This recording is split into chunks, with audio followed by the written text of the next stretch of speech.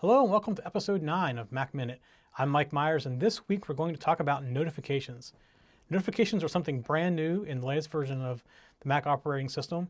And if you have an iPhone or an iPad, you're used to using notifications already, believe it or not.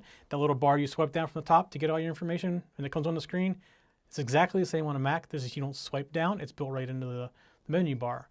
In fact, if you use an Android, you still know what I'm talking about, because on Android you still swipe down to get notifications. It's very similar. Whole concept is exactly the same, just everything here is built into your Mac. So let me hop over to the side here, and where notifications are on a Mac are right up here in this right hand corner.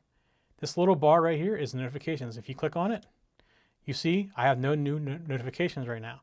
Now this is a fairly new account. I'm only using it for this show, so I don't really have much going on.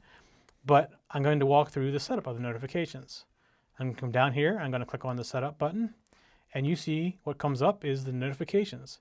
The other way you can get to notifications is by going to the Apple menu, System Preferences, and in here, at the very top, you have notifications. It's the exact same window. Either way you can get there. And just like in iOS, you can come in here and you can set what kind of alerts you want for each of these. Here's a calendar, for example.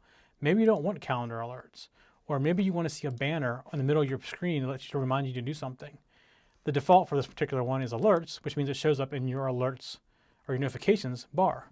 And it does pop up on the screen for a little bit and then goes away, and it's in notifications from then on. And you can see in Notification Center, you want to see the last 5 items if you want. You can actually put an app, or like in this case, it's Calendar. So Calendar would put a little number on there saying how many notifications you're missing. Right now you see Calendar has nothing on it. You look right here, there is nothing right here. So there's nothing to look at. FaceTime, I'm going to go through the other things that I can give notifications. FaceTime, which I don't use FaceTime, so I would never have a notification for FaceTime. Game Center, which I do use some, but not a lot of notifications come from that. Mail, which is great. I actually do use it as an alert, and it comes up on the screen on the top right up here, and it'll tell me exactly what just happened with my mail. I can hear it make a little noise if the speakers are turned on, and in Notification Center, I can real quickly see what's going on. Messages, which is a subject for a couple weeks from now, we talk about this. This is a great way of using the Notification Center. I use this very heavily, and we're going to talk about how to do this a little later on in a couple weeks between your iPad and your iPhone and everything else. So this would be something to come back to. And we have reminders, and they are set up for just an alert. And you have even applications like Safari and as well. And then there's also other things you can add in here, and depending on what programs you install, a lot of new programs also work with Notification Center to provide you information back. So if you're used to iOS or an Android and the notifications, this is very similar. This is how you get your notifications instead of always cluttering up your screen with these pop-ups. You can still do that if that's how you have to work. Some people would require it to be interrupted to get things done. But if you're used to that, you definitely can do that, no problem. You still go back to that. But by default, many things are now in notifications, and you can come in here and adjust that information right here in the notification settings in the control panel. That's it for this week, very quick.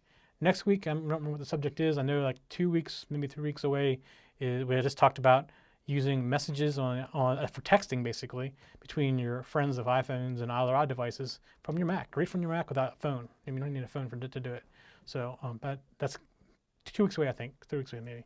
So I can't remember what next week is, but we'll see you next week with something new, hopefully exciting for you. And hopefully your journey to the Mac is getting much easier as we're going through here and teaching you little things, little tricks here and there. Please tell your friends about us. Subscribe to us on YouTube. Sign up with the podcast. Pass us around, whatever. Come visit the community for TechZen.tv at Google+. Leave us a message. Tell us what you want to learn. If you have something particular you want to learn, and you don't know how to do it, or if you figured out a way to do something that you didn't know, let us know. Because if you didn't know, maybe somebody else doesn't know, and we'll try to show them around, and help figure it out with you. So until next week, enjoy your Mac, and see you next week.